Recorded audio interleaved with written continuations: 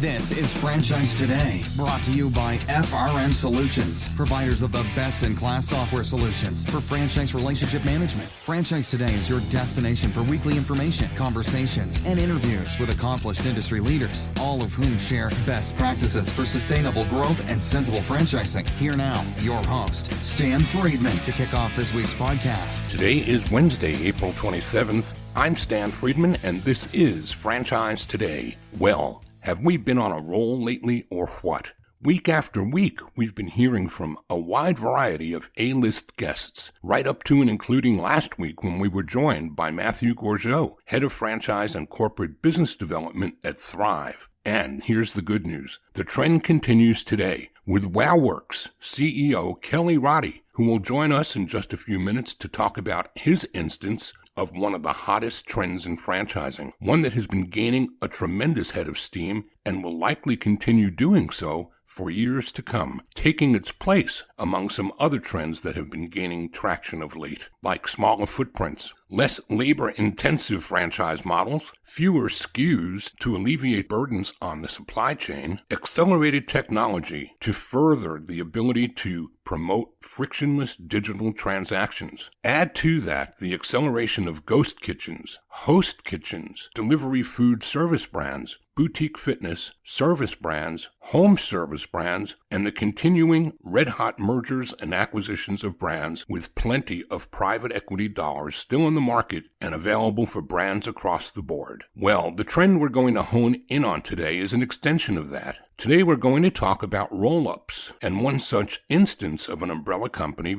that's been formed by private equity for the express purpose of rolling up smaller, still emerging and compatible brands under one umbrella, such that they may all leverage back-end economies of scale that would probably never be available to them for years to come, while also accelerating the brand's growth and recurring revenue for the umbrella company in the process. Over the years, we have seen many such instances of these roll-ups where what began as a single brand morphed into the acquisition of others that are compatible. It's simply smart for so many reasons. With similar characteristics, brands within an umbrella will appeal to similar prospects by design. Sold-out territory under one brand under an umbrella may still spell opportunity for the prospect and franchisor under yet another of the company's offerings. Think about how prevalent this trend has become. As far back as 15 years ago, we saw Carvel morph into Focus brands, the Dwyer Group became Neighborly, Anytime Fitness became Self-Esteem brands, and more recently, Urban Air exploded into Unleashed brands, and the list goes on and on. Today we talk with Kelly Roddy, a veteran of Focus brands, more specifically as the President of Shlotzky's, who today heads WOWorks. WOWorks is another instance of a brand called Saladworks exploding into a family of brands designed to help guests pursue their passions and live their best lives by serving healthy, nutritious, and flavorful food with first-rate hospitality across the entire family of brands. Kelly Roddy here in 2 minutes or less to tell us all about it. Franchise Today will be right back, but first, a word from our sponsors.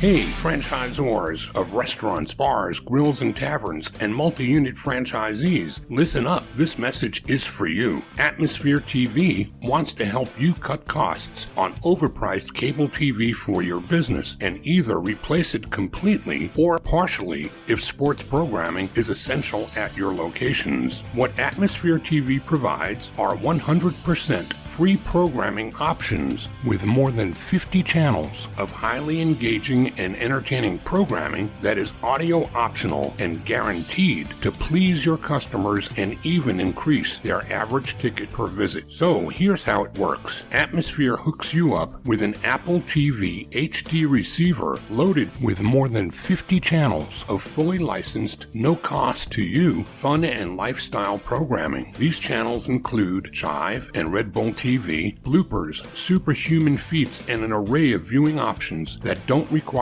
sound to be enjoyed. And this offer is not just limited to restaurants or bars. No, any business with a TV screen in its waiting room can benefit from Atmosphere's free programming offer as well. So what are you waiting for? Cut the cord on overpriced cable and get Atmosphere TV with its 100% free, engaging, and entertaining programming options. Keep your guests happy while they wait to see you in Instead of watching the clock and their wait times, chiropractors, doctors, dentists, auto repair shops, anyone with TVs in your waiting rooms, jump onto this amazing offer today. And if you text the word franchise to 474747, Atmosphere will waive the $100 setup fee for the Apple TV HD receiver that they'll ship to you as well at no cost. Atmosphere TV, changing the way businesses view television. Find them online at atmosphere.tv, and remember, text franchise to 474747 for the no-charge Apple receiver. Cut the cord and get rid of cable today with Atmosphere TV.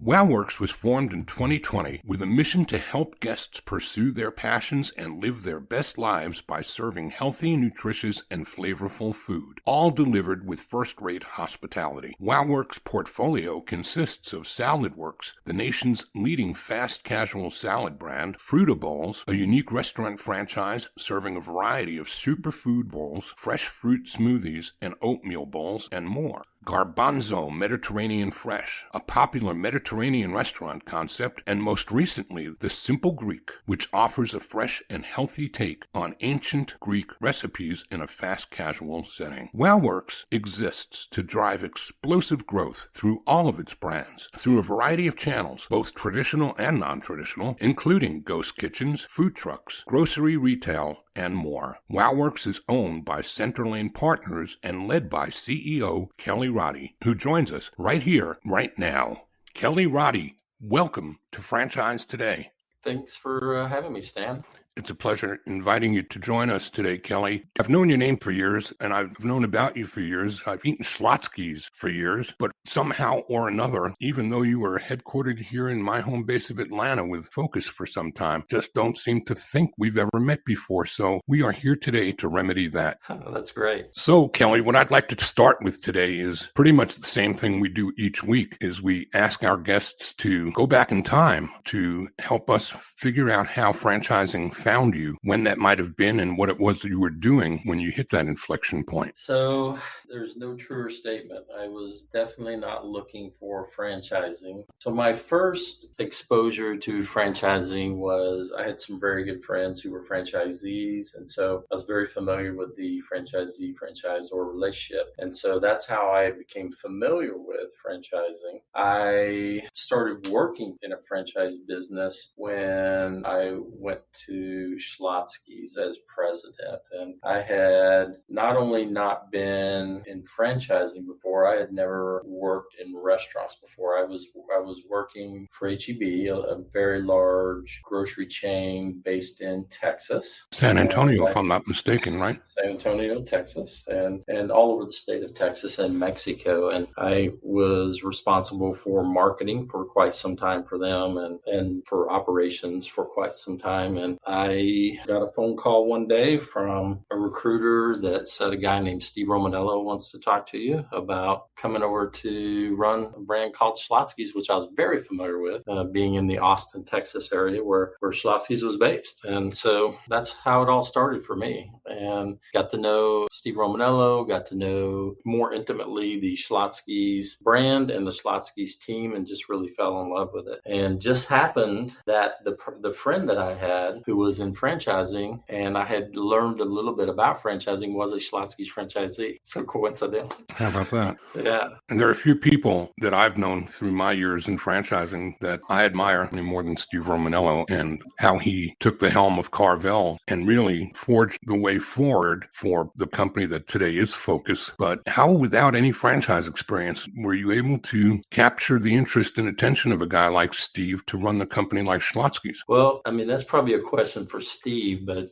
I think it was the fact that he was looking for someone who understood brand positioning and marketing and taking care of the guest on a daily basis, and someone who was known to have good relationships and that ability to collaborate, which is what you really need in a franchise business. And my approach when I came into franchising for the first time was, well, we're going to run this thing operating as if we're all just one big happy family and one team, and understanding that these franchisees have invested tremendous amount of, if not all of their money into this endeavor. And my job was to do the best that I could for them every single day to help them get a return on their investment. And it's more than just the money they invested, but these people have poured their hearts and souls, and some of them for generations. That's mom and then the kids and then the kids again are in the business. And so you really feel an obligation to help make them successful. So obviously in the role you played at HEB, you must have had those skill sets that were part of your role there. If you're in a leadership role, and I've been in a leadership role for many, many years, and the best teams are the teams where there's great collaboration. And at the end of the day, somebody has to be the person that makes the final decisions. Your role may be different depending on what's going on in the team. You may be giving input. You may actually have to do the work. Somebody else makes the decision for, but you're all a team, and you have to understand and help other people understand what their roles are. And then together, and then we're not all working on the same thing. And then together we accomplish a lot of things. And so I think that those skills transfer for sure. They say that somebody who has been successful in the food business, predominantly in the restaurant business, can probably be successful in any business because of the nature of managing penny profits in restaurants. But they say in reverse, anybody can get a job in franchising and in leadership and in other positions within the franchising space. But in the verticals that speak to restaurants, it's pretty hard for somebody from outside to come into restaurant franchising, much less as a president. So did you find that at all challenging or daunting, or how did you manage for the quick education you needed to get in franchising, especially restaurant franchising, to get your knowledge base up to speed? So I think you're right. I think it would have been very difficult, but come out of the retail world, and it's very similar. The grocery business is a very low margin. It is a penny profit business. The volumes are much higher and much different. But inside of a grocery store, there are basically restaurants, and they run and behave like restaurants. And sometimes you actually have restaurants in these grocery. These are big, high volume grocery stores. And so a deli department, food comes in, you prep it, you sell it, and you have food costs, you have labor, and the unit level economics of each of those shops inside a grocery store behave exactly like a restaurant. And so you're trying to sell higher margin items when you can. You have loss leaders sometimes. Sometimes you're appealing to females, sometimes you're appealing to a kid. So it's very, very similar in approach, and there are by far more similarities than there are differences. And so had I come out of a different industry, it definitely would have been challenging and a big learning curve, but it was not, because what we do in a restaurant every day, they do in the grocery business every day as well. Well, in retrospect, that makes a great deal of sense to me. So thank you for indulging the question. So walk us forward from your first days at Shlotzky's to where we are today. What other milestones along the way might you share with the audience on your journey? Well, I spent quite a bit of time at Focus Brands, and coming on to be president of Shlotzky's back in 2007, there was quite a bit of work that needed to be done. The brand, it's a legendary brand in that part of the world, in Texas and pretty much the southern part of the United States, and very, very good food. And quite frankly, it just needed to be refreshed and rethought and repositioned in the minds of the consumer. And so the good news is we started with great food, and we had a great story. The story just needed to be told in a way that the guests understood it. We had the opportunity to add on to our menu. And so during my time there, we went from being pretty much a sandwich chain to a full restaurant, bakery, cafe. So when I got there, we were selling salads out of plastic containers for a few bucks, and didn't sell very many of them because they quite frankly weren't very good. But we were like, okay, if we're going to sell salads, we need to have a salad that's on par, if not better, with all of our competitors, including Panera and anyone who is known for high quality salads. And so we created great salads and charged what everyone else does for salads. So we went from a salad at $3 to a salad for $9, $10. But it was a great salad. And guess what? We started selling a lot of salads, and therefore a lot of pick twos. And we upgraded the menu quite a bit over the years and took what was in 2007, $600,000 average unit volume chain to a chain opening up restaurants doing well over $1 million, $1.3 million, $1.4 million averages. And so it was, quite a bit of change over the years and repositioning the brand to be more of an eatery than just a sandwich shop. And so had a great time doing it and spent quite a bit of time there and got to be on the executive committee for Focus Brands in the early days and help guide a lot of the things that we put together over the years, the shared values, our mission, vision, all those things. When Steve hired me to run Shlotzky's, I was actually the first president that they'd actually hired. And then he promoted a couple of people. He promoted Jeff Hill to become president of Cinnabon and Gary Bells to become president of Carvel. It was just us three as the presidents until we started adding additional brands. And so it was fun to be there in the early days and watch it grow. We took it from a small sandwich chain to what it is today. And so it was a great time. And so for me, being there was enriching in a lot of ways. And I've got to meet a lot of great people along the way. And I had the opportunity to finish up my career there and had the opportunity to come to a place where I was able to create a new holding company for good for you brands. And so my next journey, I moved to a brand called Saladworks based in the Philadelphia area. And with the idea that we were going to do what Focus Brands had done and add brands, our approach was going to be a little different. We wanted to add brands that were only good for you. And so we started looking for brands that are good for you. And so what good for you in our mind means is that the food is clean. We try to have as few additives or preservatives or anything. Everything comes from earth and it's very plant-forward, plant-based foods. And so we don't just sell plant, we sell meats as well, but it's very plant-forward. And again, clean food. And so you don't see a lot of artificial preservatives or anything that is not good for you and not fuel for the body. And so we look at food as fuel. So at WOWorks, we believe in fueling the originality of our team members, our guests, our business partners, and our communities by giving everyone the best opportunity to live their lives. And that's our vision. And so we added to the portfolio Garbanzo Mediterranean Fresh that was based in Denver, Colorado, a brand called The Simple Greek, which was made famous on the TV show The Prophet. Marcus Lemonis was the owner. I remember that. So we purchased that from Marcus, and then we purchased a brand called Frutta Bowl, which is an acai and pitaya-based concept where you're eating fruit. And so you can make it as healthy or as indulgent as you want it. And we'll be announcing in the next 30 days an acquisition of 2 more brands that are good for you as well. Tell you what, let's do. Why don't we take a quick break here? And when we come back, let's take a dive a little deeper into some of these brands and talk about how these business units operate and learn a little more about the common denominators that are over all their heads with WOWorks. We're talking to Kelly Roddy, CEO of WOWorks, and we'll be right back.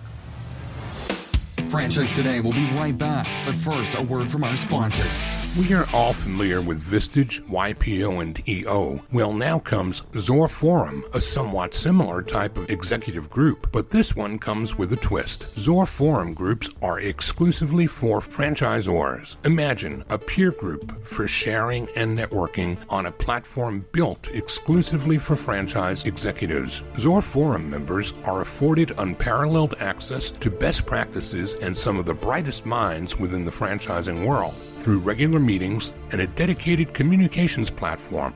In this post-COVID world, a franchise-specific mastermind or peer group is an endeavor worth making time for. Zorforum groups of 6 to 10 will bring leaders together that are in similar situations, but with exclusivity in terms of their competitive sets, so that each can openly help others benefit from their respective knowledge, perspective, and experience with no fear of competitive loss. Network, learn, strategize, and remain motivated along your journey. Join a peer group, not just any peer group. Join the only one designed for emerging franchisors. Join Zorforum. Learn more at zorforum.com. That's www.zorforum.com.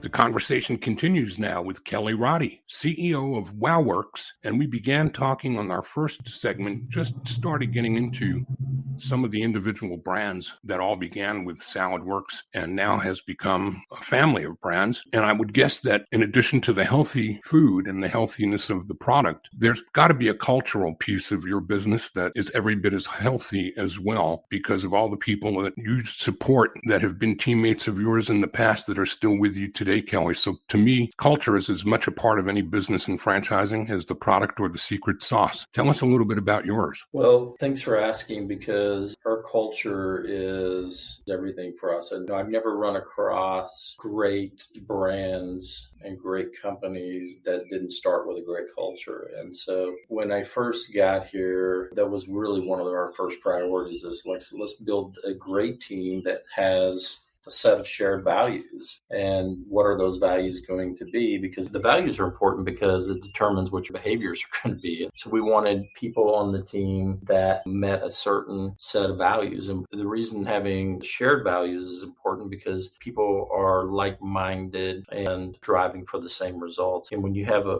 powerful shared values, you have trust among your team members, which I think spills over into trust with the franchisees. There's a certain unity because you all have the same mission and vision. And so that translates into our behaviors and actions, which gives us our great results. And so we focus on our values of being passionate. We want everyone on our team to be passionate and understand what their purpose is and how they help drive the business. We want people who are inventive, they're curious, and they're very solution focused and growth minded. And then there's a certain amount of accountability. So you want people who are honest and ethical, super high integrity. They take initiative on their own and they're really focused on quality execution. But we also want people to be fulfilled. And so it's very, very important that we have diversity in our company. It's a very big focus for us, that we're generous, that we give back, not only money, but time, talents,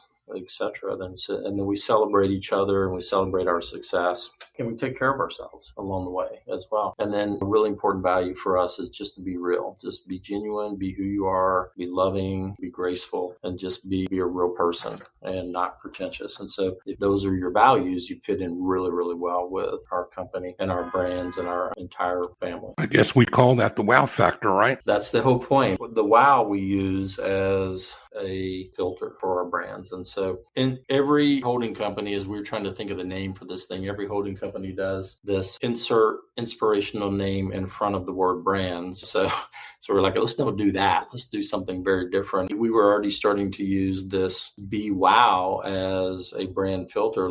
Everything we do is going to be wow.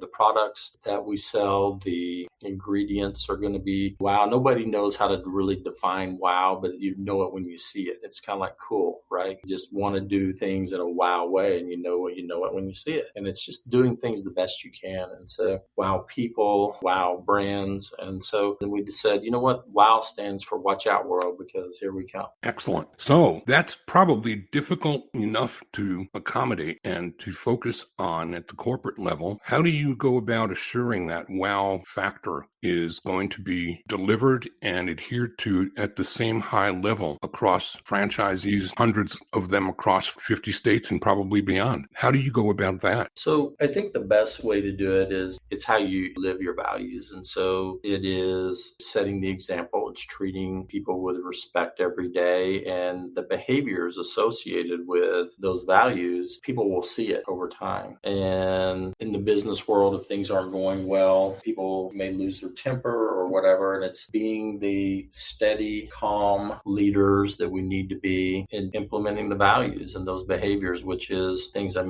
talked about. It is being genuine and understanding, and let's talk through the issues. And here's the problem. Let's work on the solution together, and we'll get great results together. And so it is living the values and then sharing the values with them as well. And as we bring companies on, we talk about our shared values, and we're now in the place where we're starting to build videos and workshops and things that talk about the value and how to live your value. And I think, again, setting the example is the best way to do that. What does the recruitment look like in terms of the opportunities that you're offering? Are you giving opportunities out to single unit operators, or are you more multi-unit and area developer? So I think it depends on the brand, right? And some of these brands are very well positioned for big operators that want to run multiple units. And then some are more owner operator type brands. And so I would give the example of Frutta Bowl. Frutta Bowl, I believe, can be a multi-unit brand, but most of our operators are single unit operators. And it is a good single unit operator type of brand because it's simple. A lot of people, as they're getting into franchising or restaurants for the first time, they have the opportunity to work in the restaurant, and you can make a really nice living if you work in the restaurant every single day with your family or your team members, and it works for you.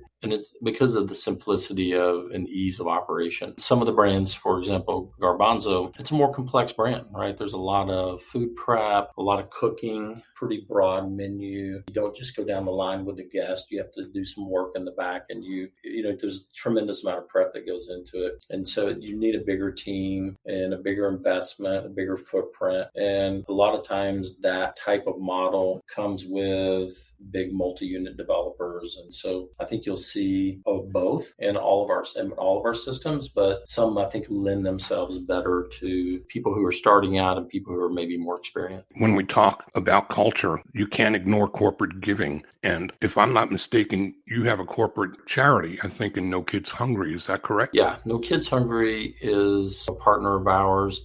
A lot of our franchisees have their local charities as well that they give to and participate in, but our national charity for all of our brands is No Kids Hungry, and our goal increases every year with them. We've got a long-term commitment with them, and our goal is to raise over the next several years $1 million for those guys. And there's so many children that are food insecure in our country, and we're in the business, and we care about our communities, and we care about the children in our communities. We feel like it's our responsibility to give back. We didn't talk at all about COVID and the impact that it's had on your brands. Are there any lessons taken out of COVID that were eye-opening changes to the way you conduct your business that will stay forever as part of the business? As far as what we do in our restaurants every day, there's been some changes. I think there was definitely a heightened awareness around cleanliness and food safety and food standards. Packaging, because so much of our food now has shifted from dine-in to delivery.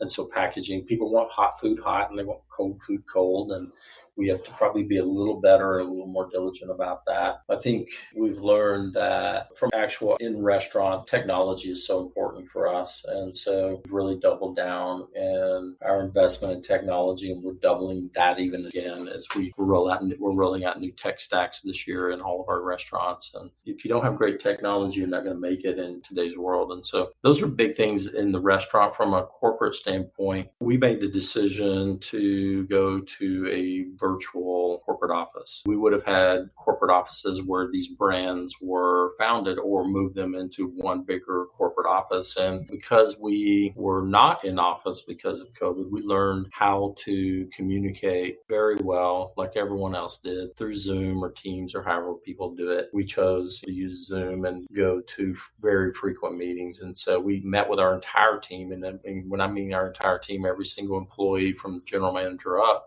every single week, every single Thursday for about an hour, and then multiple meetings throughout. So we stayed very, very well connected. We got out into our restaurants as often as we could. And so we learned that we can be, I would argue, more effective by going to a virtual company. Kelly, is there anything at this juncture that I haven't asked you that you might wish that I did? I think we covered the basics of the brands and culture and who we are today. So I think unless you have other questions, I don't really have anything else. Well, then I only have one left, and that's to let people know how they can reach out and find you beyond this interview. Well, I'm active on LinkedIn, and I'm at Roddy at WOWorksUSA.com, and WOWorksUSA.com will also take you to a link to any of our brands. There's nothing left then for me to do than thank you, Kelly, for making the time to spend some time and to share so much with the audience about the journey that you've been on and hopefully inspire them further on theirs. You've been hearing today from Kelly Roddy, CEO of WOWorks,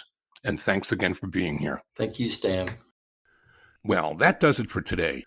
Next week, I'm joined by Bright Star Chief Development Officer Pete First, talking about that brand's meteoric growth and success, the addition of 2 new brands under their umbrella, and then in the weeks ahead, we're also teed up for a visit by Greg Cook, Silvercrest Advertising's President and CEO, our rising star of franchising for the month of May, Angela Healy, CEO at Avenue West, who will share her amazing twist on residential real estate in this post-COVID world, especially with the winds of recession seeming to be dusting up and heading our way. Also ahead, heading into the summer, will be ChemDry's President Ed Quinlan. He'll be stopping by, as will one of my personal favorites, Tutor Dr. President Frank Milner. So lots to look forward to, but for now, I'm Stan Friedman wishing you the best, the very best of all things franchising, and Franchise Today is out.